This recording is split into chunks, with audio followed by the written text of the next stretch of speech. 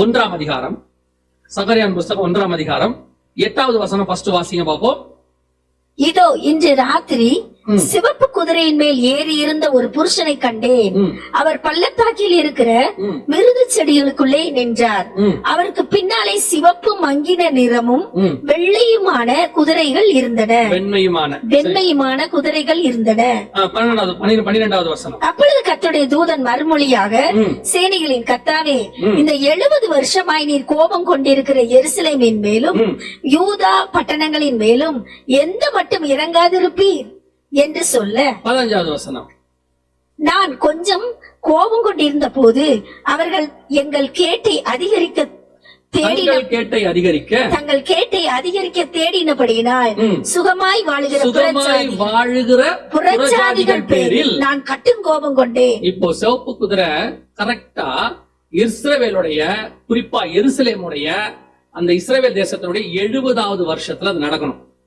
அது 70வது வருஷத்துல இது நடக்கணும். இஸ்ரவேல் ஜனங்கள் திரும்பி வந்ததுதான் கடைசி காலத்துக்கான அடையாளம்.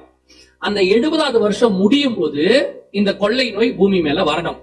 உலகம் முழுக்க வரணும். பூமி முழுக்க கரெக்டா நல்லா கவனிச்சு பாருங்க. உங்க எல்லாருக்கும் தெரிஞ்சதுதான் 1948 இஸ்ரவேல் ஜனங்கள் விடுதலை ஆனார்கள். அதான் உங்களுக்கு சொன்னேன், கடைசி காலம் என்பது இஸ்ரவேல் திரும்பி வருவதை குறித்து சொல்லப்பட்டிருக்கிறது. ஓசியா 3:5 வாசிச்சோம். அவர்கள் வந்ததுல இருந்து சரியா 70 வருஷம் கழிச்சு 2019 ஒரு கொள்ளை நோய் தொடங்குச்சு. உங்க எல்லாருக்கும் தெரியும், ஞாபகம் இருக்கும்னு நினைக்கிறேன் இல்லையா? 2019 ஒரு கொள்ளை நோய் தொடங்குச்சு. சிவப்பு குதிரை 70 வருஷம் முடிஞ்ச உடனே புறஜாதிகள் மேல், மொத்த பேர் மேலையும் கர்த்தருடைய கோபம் வந்தது அப்படின்னு இருக்கு.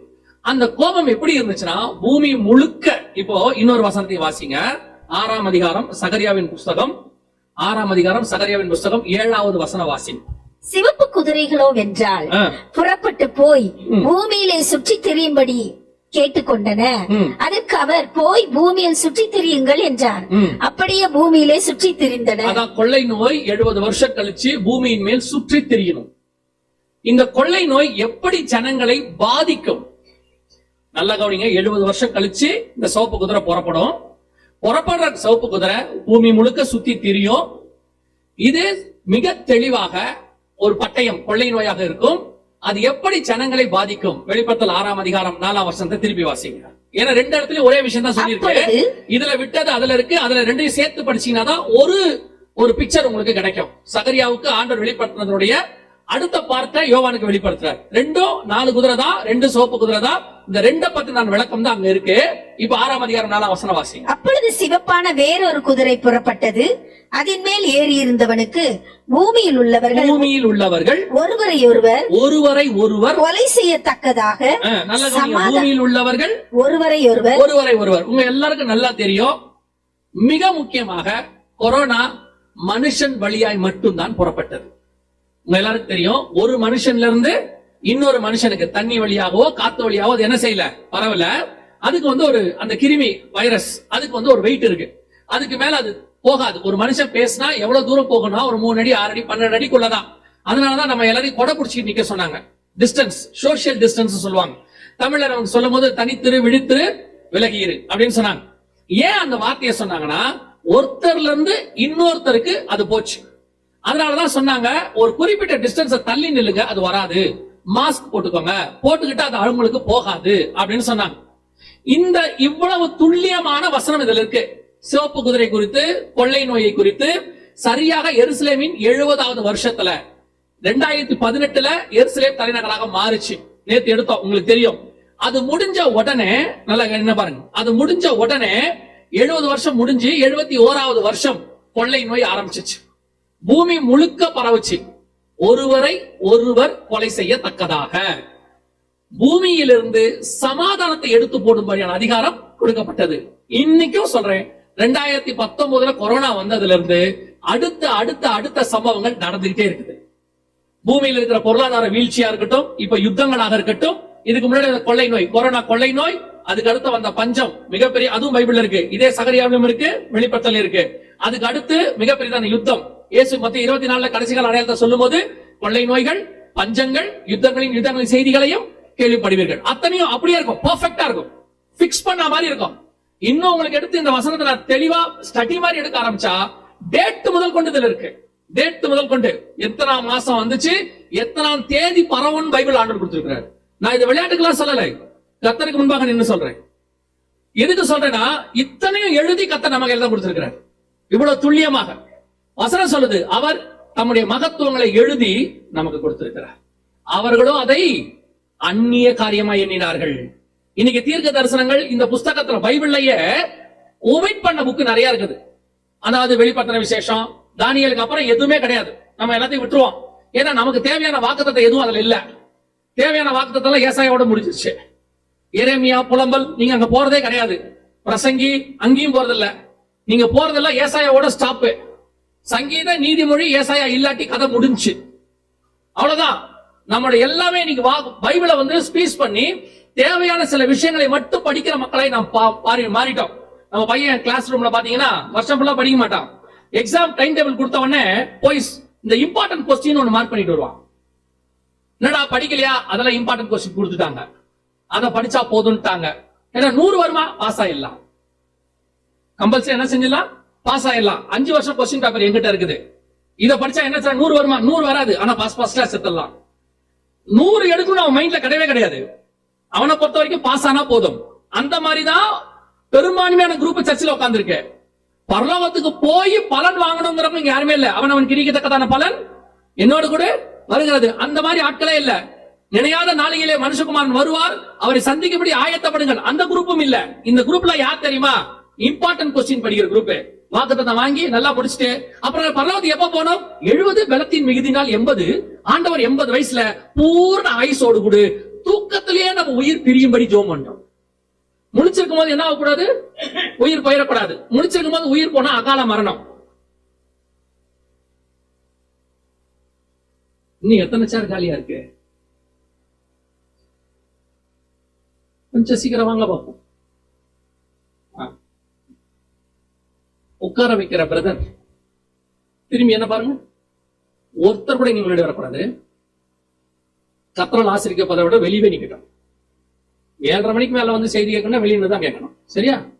எனக்கு ரொம்ப டிஸ்டர்பன்ஸா இருக்கு. ரொம்ப சந்தோஷம். கவனிங்க, அப்போ ஒரு குரூப் இருக்கு, ஆயத்தமாகல. இவங்களை பொறுத்த வரைக்கும் எப்போ வருகையில எப்போ போவோம் பரலோகத்துக்கு? அதெல்லாம் 70-80 வயசு ஆகி கர்த்தர் நம்மளை அழைக்கிற நாளிலே நாம் போவோம். இல்ல முன்னாடி வருகை வருமே, அதெல்லாம் இப்ப வராது. இவனே சொல்லிடுறான் வராதுன்னு. ஏன் வராது? கர்த்தர் எனக்கு சொல்லியிருக்கிறாரு, நான் வீடு கட்டி முடிச்ச பிறகுதான் வரும்னு சொல்லி.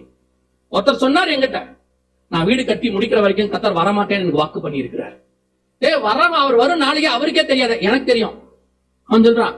ஒருத்தர் புக்கே எழுதியிருக்கிறாரு, 2024 முடிஞ்சிருச்சானா 2024 ஜூலை 24 எழுதியிருந்தாரு. என்னன்னு கேட்டா கீழே எழுதியிருக்காரு, பிதா இயேசுக்கே வெளிப்படுத்தாததை எனக்கு வெளிப்படுத்தி இருந்தார். துணிகரம். அப்போ ஒரு குரூப் சர்ச்சுக்குள்ள உட்கார்ந்துருக்கு. இந்த குரூப் வருகையில போறதுக்கு ரெடி கிடையாது. எப்ப மனுஷகுமார் வர போறதுக்கு ரெடி கிடையாது. பரலோகத்தை பத்தின விஷன் கிடையாது.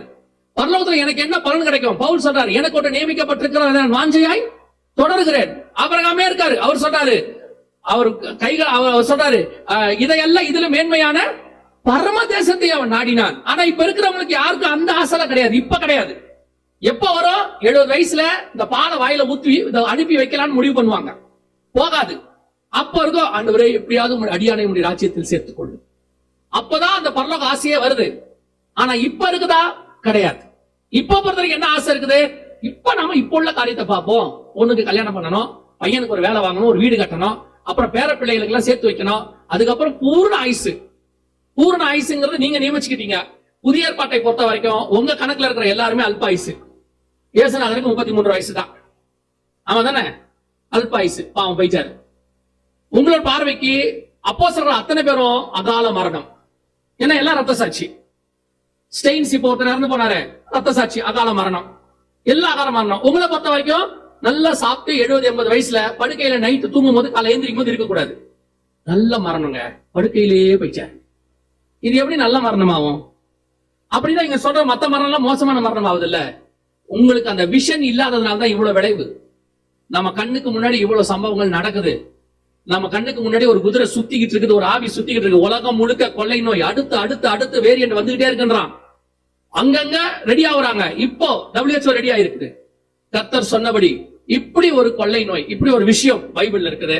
இது யாருக்காவது உங்களுக்கு தெரியுமான்னா தெரியாது. தெரியாததுனால என்ன விளைவு? சரி, தெரியல, அதனால என்ன விளைவு? 2 முக்கியமான காரியத்தை நாம் இழந்துட்டோம். ஒன்று, இந்த கொரோனாவில் நாம் பாதிக்கப்பட்டோமா இல்லையா? ஒரு கூட்டம் பாதிக்கப்பட்டுச்சு. 2, இந்த கொரோனால செய்ய வேண்டிய ஊழியத்தை நாம் செய்யாமல் விட்டுட்டோம். எப்படி அப்படின்னு கேட்டீங்கன்னா, இந்த கொரோனாவுக்கு உங்க எல்லாருக்கும் தெரியும், ஒரு மிக முக்கியமான விஷயம் என்னன்னா, மெடிசனே கிடையாது. இதுக்கு இன்னை வரைக்கும் கிடையாது. இன்னைக்கும் வேக்சின் தான் இருக்கு, என்ன கிடையாது, மெடிசன் கிடையாது. இந்த கொரோனா வரப்போகுது அப்படிங்கறத முன்பதாகவே ஆண்டவர் வேதத்துல எழுதி வச்சார். ஒருவேளை நீங்க காந்தாக்க மந்திரி மாதிரி சொல்லுவீங்க, அறிவிக்கிறவன் இல்லாவிட்டால் எனக்கு தெரிவிக்கிறவன் யார், நான் எப்படி அறிந்து கொள்வேன் அப்படின்னு கேட்டீங்கன்னா, கவனிங்க, இத இப்படி ஒண்ணு இருக்கு, கொள்ளை நோய் வரப்போகுது அப்படிங்கறத 2018லயே உலக சுகாதார மையம் சொல்லியிருக்கு. வரலாற்றில் இதுவரை கண்டிராத மிகப்பெரிய அளவில் உயிரிழப்பை ஏற்படுத்தக்கூடிய நோய் ஒன்று பரவ உள்ளதாக உலக சுகாதார நிறுவனம் எச்சரிக்கை விடுத்துள்ளது. ஜெனீவாவை தலைமை இடமாக கொண்டு இயங்கும் உலக சுகாதார நிறுவனமானது மூத்த ஆராய்ச்சியாளர்களுடன் அவசர ஆலோசனை நடத்தியது. அதில் ஒட்டுமொத்த உலக மக்களின் சுகாதாரத்துக்கு அவசர நிலை ஏற்படும் அளவு புதிய நோய் பரவ இருப்பதாகவும், இதுவரை கண்டிராத அளவுக்கு உயிர் சேதங்களை அந்த நோய் ஏற்படுத்தும் என்றும் எச்சரிக்கை விடுக்கப்பட்டது. இது தொடர்பான ஆராய்ச்சியில் ஈடுபடுமாறு ஆராய்ச்சியாளர்களுக்கு வலியுறுத்தப்பட்டது. இந்த நோய்க்கு டிசீஸ் எக்ஸ் என்று பெயரிடப்பட்டுள்ளது. இது 2018ல வந்துச்சு. கொரோனா வரதுக்கு முன்னாடி WHO வழியா ஒரு காஷன், ஒரு எச்சரிப்பு உலகம் முழுக்க எல்லா நாட்டுக்கும் கொடுத்தாங்க. கொடுத்தது மட்டுமல்ல, எல்லா நாட்டுக்கிட்டையும் இதை பத்தின ஒரு எச்சரிப்பை அந்த நாட்டுக்குள்ள கொண்டு போங்கன்னு சொல்லி ஒவ்வொரு மொழியிலும் ரீஜனல் லாங்குவேஜஸ்ல எல்லா நாட்டுக்குள்ளேயும் வந்துச்சு. சோ இப்போ கொரோனா வந்தது 2 வருஷத்துக்கு முன்னாடி தெரியும். இத நாம கவர்மெண்ட் சொல்லிருக்கு இந்தியா முழுக்க. உங்களுக்கு என்ன, உங்களுக்கு டிவி தான் நிறைய பாக்குறீங்க, டிவிலேயே வந்துச்சு, எல்லா பக்கமும் சொன்னாங்க. சரி, சர்ச்சுக்கு ஆண்டவர் யாரோ ஒருத்தரை வச்சு சொல்றார். நாங்களே சொல்லியிருக்கிறோம் இதை பத்தி நிறைய, இப்படி வரப்போகுதுன்னு சொல்லியிருக்கிறோம், சேனல்ஸ்ல போட்டிருக்கிறோம், மீடியால ஏத்தி இருக்கிறோம், உடனே வரப்போகுதுன்னு சொல்லி. எத்தனை பேர் ஆயத்தப்பட்டீங்க? அதான் கேள்வி. இப்போ ஆயத்தப்படுதல்னா என்ன? கொரோனா திடீர்னு வந்துச்சு, அது கிருமி, அதுக்கு மருந்தே கிடையாது. இதுல ஆயத்தம்னா என்னங்க அப்படின்னு கேட்டீங்கன்னா, கவனிங்க, கொரோனாவுக்கு உலகத்துக்கிட்ட தான் மெடிசன் கிடையாது. ஆனா கொரோனாவுக்கு மெடிசன் சபைக்குள்ள இருந்துச்சு. ஏன்னா நம்ம சபை தான் உலகத்துல வர எல்லா வியாதியும் குணமாக்குற ஒரே மருந்தோடு இருக்கிற சர்ச்சு. கிறிஸ்தவ ஆலயங்கள் மட்டும்தான். இயேசு கிறிஸ்துவின் நாமம், அவருடைய தழும்புகளால் தான் குணமாகிறோம். எந்த நோயிலிருந்து? அந்த காலத்துல இருந்து, குஷ்டரோகத்துல இருந்து. அன்னைக்குள்ள குவாரண்டைன், அது ஊருக்குள்ள விடமாட்டா, தனித்து வச்சிருவான்.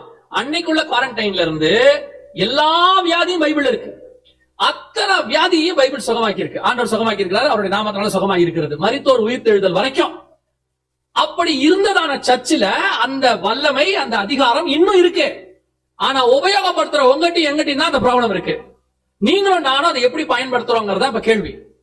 சபையில கர்த்தருடையதான அந்த அத்தாரிட்டி இருக்கா? இப்போ உங்களை பொறுத்த வரைக்கும் அத்தாரிட்டினா என்ன? நாங்க அத்தாரிட்டியோட இருக்கிறோம். என்ன அத்தாரிட்டி?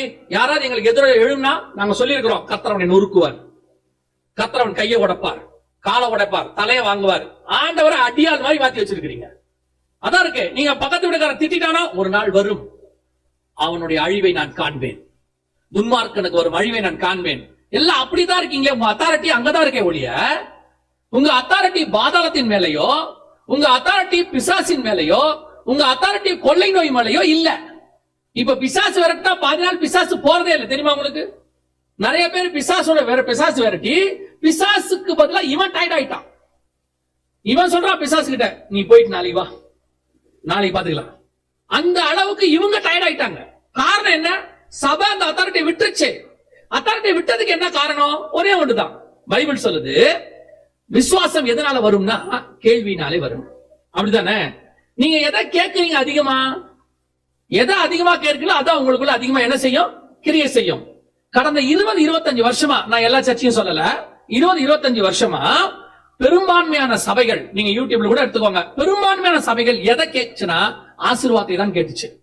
பிளஸிங், செழிப்பின் உபதேசம், grace, hyper grace, super grace, எல்லா கிரேஸும் இருக்கு. இதுதான் கேட்டுச்சு. இந்த 25 வருஷமா நீங்க எதை கேட்டீங்களோ அதை பெற்றுக்கொண்டீர்கள். வீடு இல்லாதவங்க இந்த 25 வருஷத்துல வீடு வாங்கிட்டீங்க, கார் இல்லாதவங்க கார் வாங்கிட்டீங்க, பொண்ணு கல்யாணம் பண்ணதும் கல்யாணம் பண்ணிட்டீங்க. நீங்க என்ன சாட்சி சொன்னீங்க? கர்த்தர் எங்களுக்கு செய்தார், கர்த்தர் எங்களை ஆசீர்வதித்தார். நீங்கள் கேட்டுக்கொண்டது எல்லாம் என்ன கிடைச்சிச்சு. சரி, இப்ப கொரோனா வந்துச்சு. ஜெயிக்கிறதுக்கு உங்க பணமோ, உங்க ஆஸ்தியோ, உங்க நகையோ யூஸ் ஆச்சா? உங்களால செய்ய முடிஞ்சா? கோடீஸ்வரனால கூட ஒண்ணும் பண்ண முடியல பாருங்க. பெரிய பெரியதான உலக தலைவர்களே செத்து போயிட்டான் கொரோனால. யோசிச்சு பாருங்க. ஒரு பெரிய கோடீஸ்வரன் டிவில காட்டினாங்க, காஸ்ட்லி கார் 40 லட்சம் காரை திறந்து போட்டு பேக் சீட்ல அந்த சீட்டை பேக்க சாச்சிட்டு அவர் பக்கத்துல ஒரு சிலிண்டர் வச்சாங்க. ஆக்சிஜன் ஏறிச்சு. என்னன்னு கேட்டா ஐசியூல பெட் இல்ல, ஒரு பெட் கூட இல்ல. உங்ககிட்ட இருந்த பணம் உங்களை காப்பாற்றவில்லை, உங்க பணம் உங்களுக்கு உபயோகப்படவில்லை. எத்தனையோ கோடீஸ்வரன் செத்து போனான், எத்தனையோ பேர் மரித்து போனார்கள்.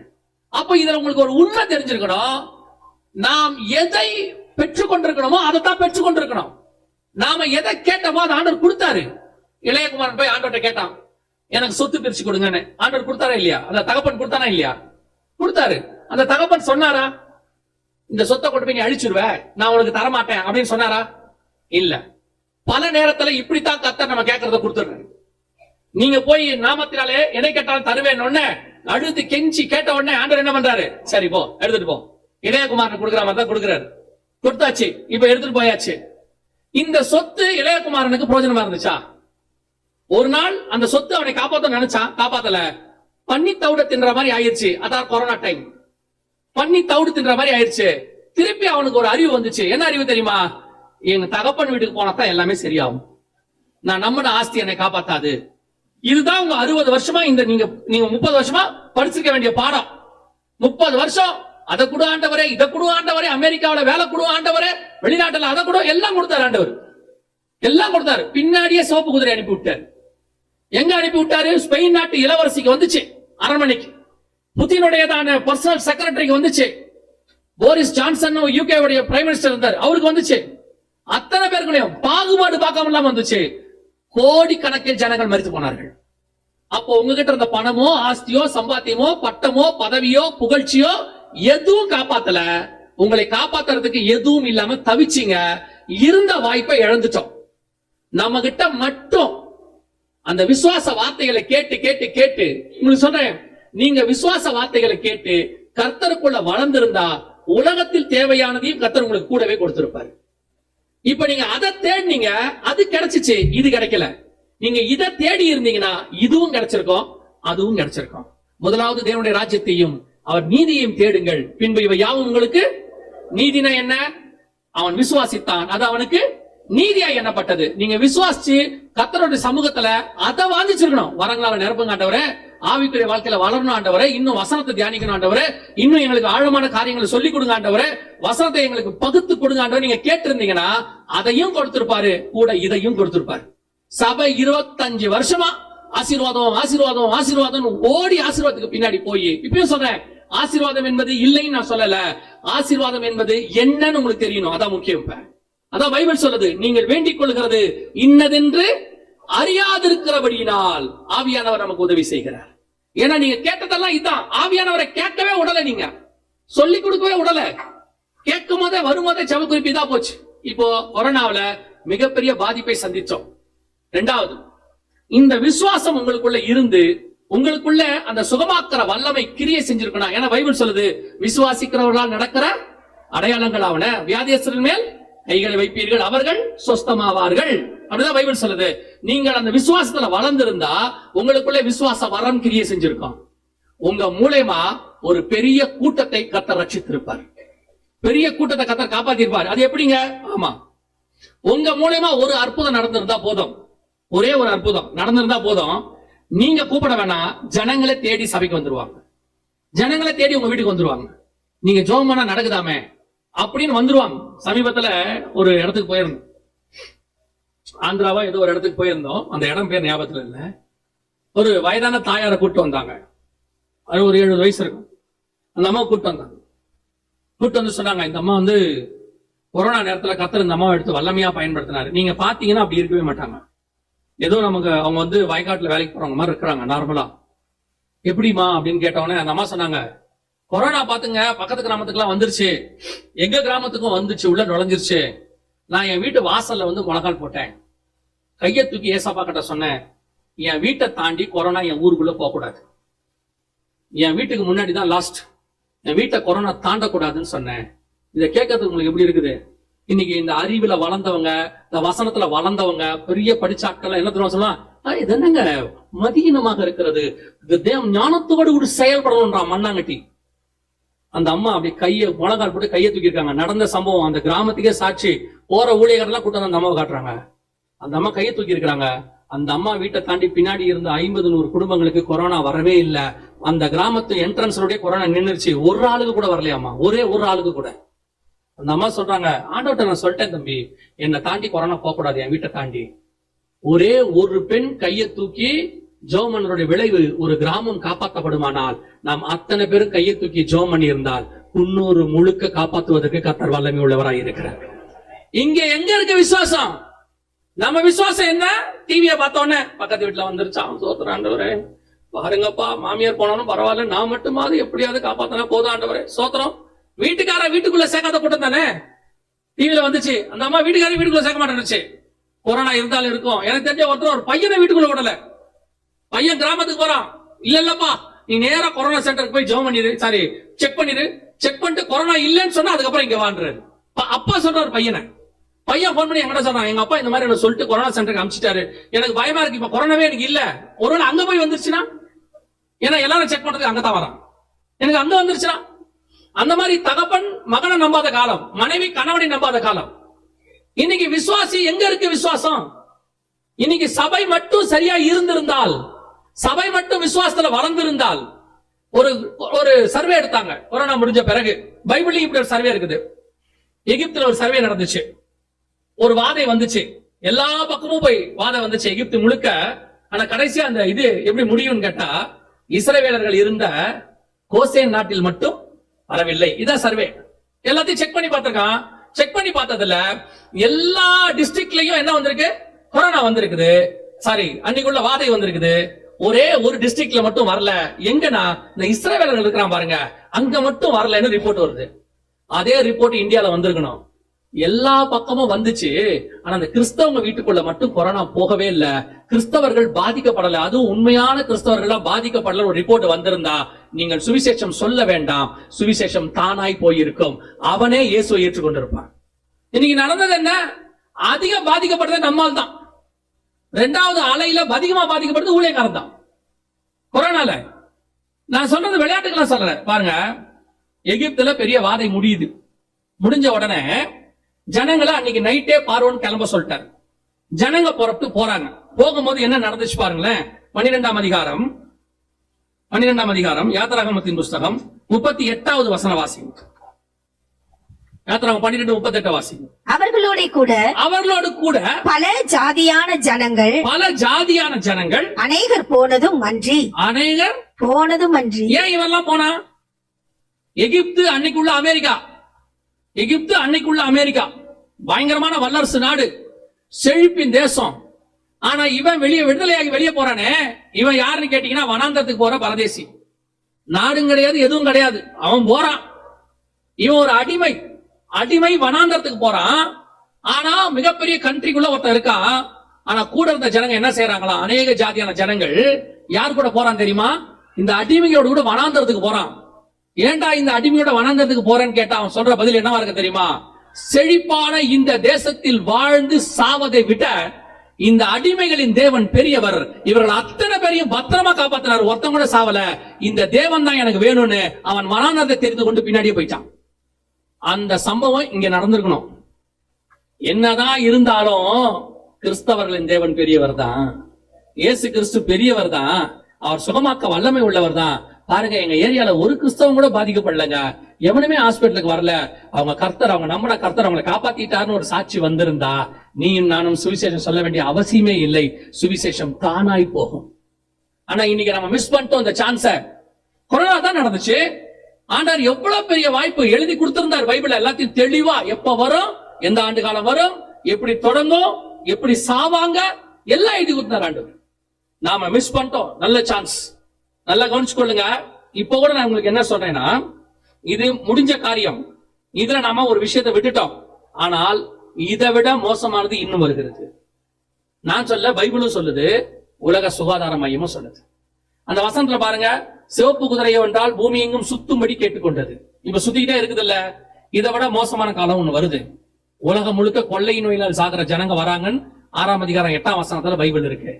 இப்போ அதே மாதிரி காலம் வந்துகிட்டு இருக்கு நம்ம கண்ணுக்கு முன்னாடி. போனது போகட்டும், இனி வரும் காலங்களிலாவது சபை இதை சந்திக்க ஆயத்தப்பட்டு ஒரு பெரிய கூட்டத்தை, அவர்களும் ரட்சிக்கப்பட்டு ஒரு பெரிய கூட்டத்தை ரட்சிப்பதற்கு இது ஒரு நல்ல வாய்ப்பு இருக்கிறது. அல்லேலூயா. அதுக்குதான் சபைக்கு ஆண்டவர் இதை போதிக்கிறார். இப்ப ஏன் இதை உங்களுக்கு சொல்றோம்னா, ஃபெயிலியர் ஆயிட்டோம்னு சொல்றதுக்கு இல்ல, இனி ஒண்ணு வரப்போகுது, அதுல சக்சஸ் பண்ணுங்கிறதுக்காக தான். இனி இந்த ஆசீர்வாதக்காரங்களுக்கு காதை திறக்காதீங்க, அதுக்கு பின்னாடி ஓடாதீங்க. நான் இப்ப ஆசீர்வாதம் திருப்பி சொல்றேன், ஆசீர்வாதம் இல்லைன்னே சொல்லல. இது வரைக்கும் உங்களை என்னையும் ஆசீர்வச்சுதான் கர்த்தர் கொண்டு உட்கார வச்சிருக்கிறார். எத்தனை கோடி பேர் செத்து போனாங்க, அதுக்கு நடுவுல கர்த்தர் உங்களை என்னையும் காப்பாத்தி இருக்கிறார். சரி, கொரோனாவே விட்டுருங்க, அதுக்கு முன்னாடி வரைக்கும் கூட சொல்றேன், எத்தனையோ பேருக்கு நடுவுல உங்களை என்னையும் ரட்சித்து கர்த்தர் ஆசீர்வாதம் கொண்டு உட்கார வச்சிருக்கிறாரு. அவர் நம்ம என்ன சும்மாவா விட்டாரு? நமக்கு தேவையான எத்தனையோ நாடுகள்ல 3 வேளை ஆகாரம் இல்லாத நாடுகள் இருக்கிறாங்க. கொடுத்திருக்கான், ரிப்போர்ட் கொடுத்திருக்கான். 3 வேளை ஆகாரம் இல்லாத நாடுகள் நிறைய நாடுகள் இருக்குதா. உங்களுக்கு எனக்கும் 3 வேளை ஆகாரத்தையும் கொடுத்து நடுவுல 2 வேளை ஸ்நாக்ஸையும் கொடுக்குறாரு. ஆமா தானே? அதை கொடுத்ததுக்கு பத்தாததுக்கு அடுத்த 2 நாளைக்கு தேவையான ஃப்ரிட்ஜ்லயும் கொடுத்திருக்கிறாரு. அதை கொடுத்ததுக்கு பத்தாததுக்கு அடுத்த 1 மாசத்துக்கு தேவையான மளிகை சாமான பரணையில கொடுத்து வச்சிருக்கிறார். இவ்வளவு ஆகார திரட்சியை கொடுத்து வச்ச ஆண்டவர், உங்களுக்கு சாப்பாடு கொடுக்கணும்னு தெரிஞ்சவரு, ஒரு பீரோவை திறந்தா எதை போடுறதுனே தெரியாம ஒரு 3 நிமிஷம் முழிக்கிறீங்களா இல்லையா? திறந்துட்டு நிக்கிறீங்களா இல்லையா? இப்படியே பாக்குறீங்களா இல்லையா? நேத்து அதை போட்டோம், முந்தானத்து இதை போட்டோம், இன்னைக்கு எதாச்சும் இப்படியே எல்லாரும் கேட்டு அங்க இருந்து கேட்பாங்க, எப்ப ஒரு புடவை வாங்கி தரீங்களா? எல்லாம் போட்டதெல்லாம் பழசாவே இருக்கு, 500 புடவை தொங்கிட்டு இருக்கு. எதை போடுறதுன்னு தெரியாம தான் நம்ம இருக்கிறோம். அந்த அளவுக்கு நிறைய ட்ரெஸ் கொடுத்திருக்கிறாரு, நிறைய சாப்பாடு கொடுத்திருக்கிறாரு, தேவையான அளவுக்கு எல்லாத்தையும் கொடுத்திருக்கிறாரு. இவ்வளவு கொடுத்த தேவன் இனி வருகிற காலங்களிலும் கொடுக்க வல்லமை உள்ளவராய் இருக்கிறார். நீங்களும் நானும் ஆயத்தப்பட வேண்டியது, 50 வயசுல எனக்கு நோய் வந்தா அதுக்கு என்ன இன்சூரன்ஸ் போடணுன்றதுக்காக இல்ல, அடுத்த நிமிஷம் கர்த்தர் வந்தால் அவரை சந்திப்பதற்கு நான் என்னவாக வேண்டும், அதுக்குதான் நீங்களும் நான் ஆயத்தப்படணும்.